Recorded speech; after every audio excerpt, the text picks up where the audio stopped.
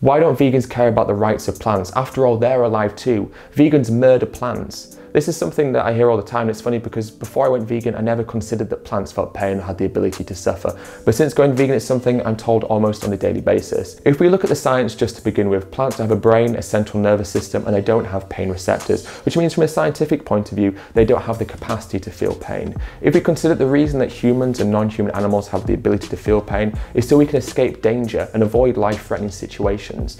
Plants can't do this. They can't evade danger and they can't escape life-threatening situations, which means from an evolutionary point of view, it would serve no purpose for them to feel pain. If we look at this from a creationist, religious point of view, why would a benevolent and compassionate God give plants the ability to suffer and feel pain when they can't escape? That doesn't sound like the action of an all-caring and all-loving God. I think part of where the confusion comes from is that plants are indeed alive and they do some incredibly amazing things, but they operate on a cellular level and they don't respond like animals do. You see, plants react, but they don't respond, which means that the reason a Venus flytrap will close around a fly is not because they've consciously responded to the fly landing on them. It's because the fly has caused the pressure stimuli to have a reaction, which causes the plant to close around the fly. Similarly, if you were to put a cigarette butt or rocks or anything onto a Venus flytrap, as long as you triggered that pressure stimuli, the flytrap will close around whatever object it is that you put on them. An animal, on the other hand, has a conscious response, which means that they won't just eat rocks because you put rocks in their mouth. They will respond to the fact that the rocks aren't food and they won't eat them.